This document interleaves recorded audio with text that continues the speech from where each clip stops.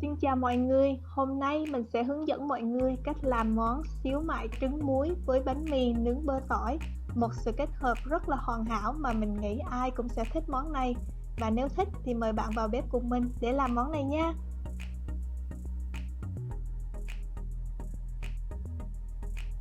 Đầu tiên, ngoài những gia vị nêm thông dụng thì mình còn có là củ sắn, cà chua, củ hành, trứng muối, tỏi băm và hành hương. Bây giờ mình sẽ cắt củ sắn ra trước. Hôm nay mình xài khoảng 1/4 củ sắn và mình sẽ thái sợi ra giống như thế này trước khi mình đem đi luộc ha. Và củ hành thì mình sẽ xắt hạt lựu. Hôm nay mình xài khoảng 1/4 cup, có nghĩa là khoảng gần một củ nhỏ.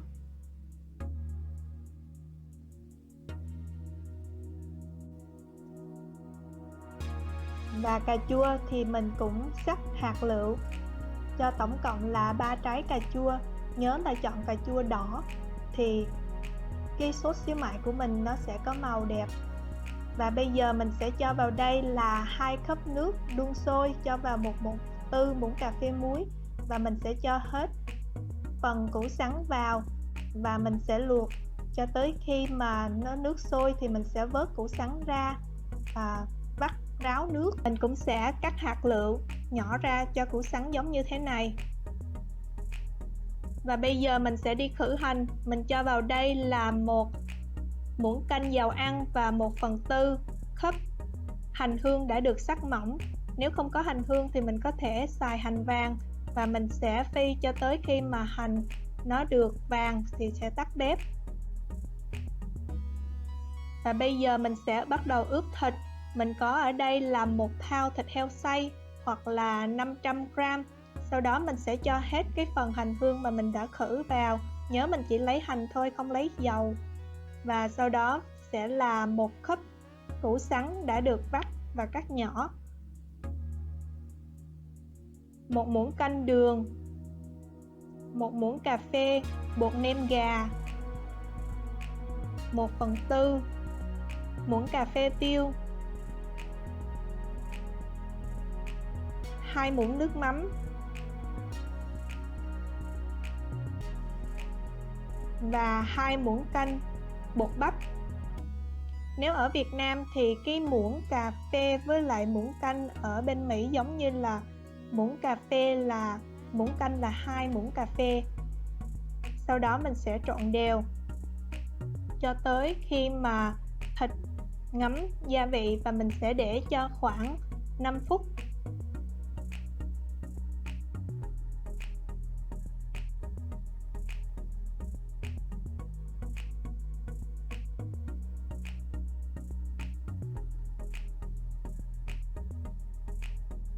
Và bây giờ mình sẽ bắt đầu vo viên cho phần xíu mại. Mình sẽ làm một cái cục ve tròn giống như thế này, sau đó mình sẽ làm một cái lỗ ở giữa và mình sẽ cho cái trứng muối vào giống như thế này và sẽ vo lại cho nó tròn một xíu, và như vậy là được rồi. Hôm nay mình làm tổng cộng là 8 cái trứng muối. Trứng muối khi mua về thì mình nhớ là rửa sạch với nước lạnh, sau đó thì mình sẽ ngâm với một ít rượu để khử đi cái mùi tanh.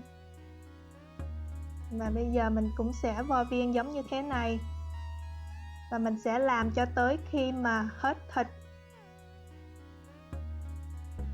Sau khi xong thì mình sẽ đem đi hấp 15 phút ở lửa trung bình cho những cái viên xíu mại này nó được chín. Và trong lúc hấp thì mình bắt đầu chuẩn bị phần nước sốt cà chua.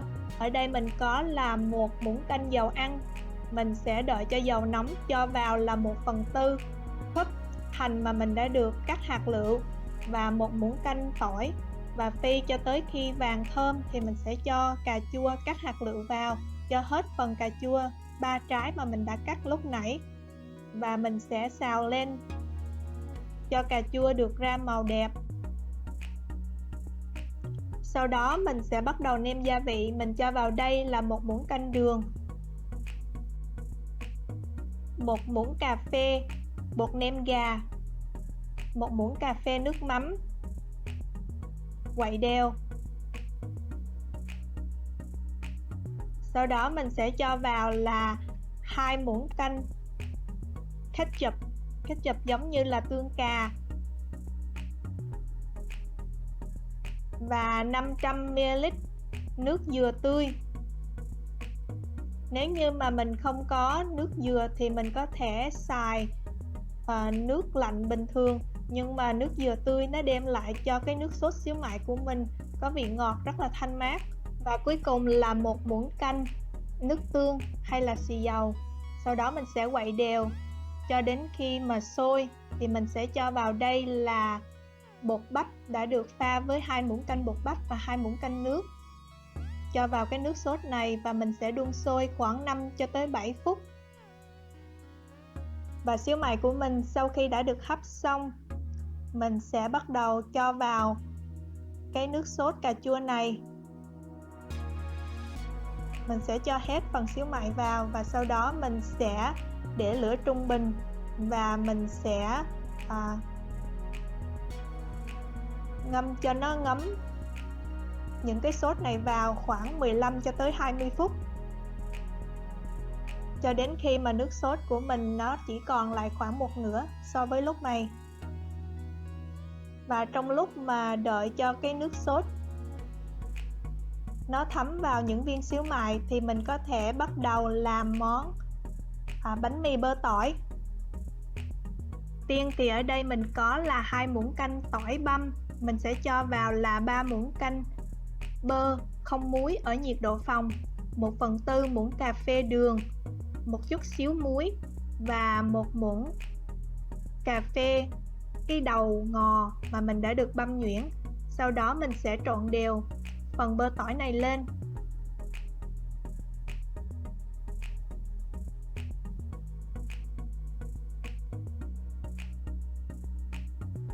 Và bây giờ mình sẽ cắt bánh mì baguette ra thành từng lát. Nhớ là xài những con dao mà có răng cưa thì khi cắt bánh mì nó sẽ không bị bể.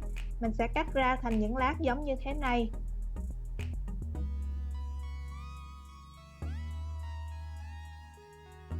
Và bây giờ mình sẽ trét bơ vào cái phần bơ tỏi mà mình đã chuẩn bị vào một mặt giống như thế này. Và mình sẽ trét cho tới khi mà hết bơ. Mình có thể là đem đi nướng ở trong lò nướng khoảng 2 tới 3 phút, hoặc là mình có thể nướng áp chảo giống như thế này. Mình xài một cái chảo không dính và mình sẽ xếp hết những cái bánh mì bơ tỏi này lên và mình sẽ bỏ lửa trung bình, đợi khoảng 2-3 phút thì mình sẽ bắt đầu trở bánh mì.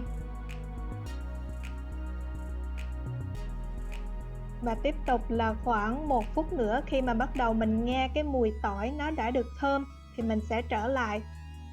Và như vậy là mình đã xong phần bánh mì bơ tỏi rồi. Trời ơi, lúc này nhà mình nó thơm quá chừng luôn. Phần xíu mại của mình bây giờ đã xong rồi. Sau 20 phút thì nó đã rút xuống còn 1/2. Wow, mình đã nếm thử và nó rất là ngon so với khẩu vị gia đình nhà mình. Ta-da, bây giờ là mình sẽ dọn ra thôi. Nhìn có hấp dẫn không nào? Xíu mại trứng muối với bánh mì bơ tỏi, một sự kết hợp quá ư là hoàn hảo mà mình nghĩ rằng ai cũng sẽ thích, người lớn hay trẻ em. Nếu như mà bạn chưa bao giờ thử cái bánh mì nướng bơ tỏi này ăn chung với xíu mại thì nên thử một lần. Chắc chắn là bạn sẽ rất ngạc nhiên vì cái độ ngon của nó. Bây giờ mình sẽ cắt xíu mại ra để cho mọi người xem là nó ngon như thế nào ha. Xíu mại rất là mềm, thơm.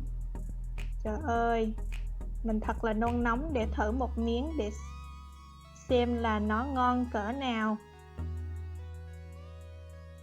Một miếng thịt xíu mại, một miếng trứng muối và thêm một ít nước sốt nữa mới đúng là xíu mại. Và bây giờ thử thôi.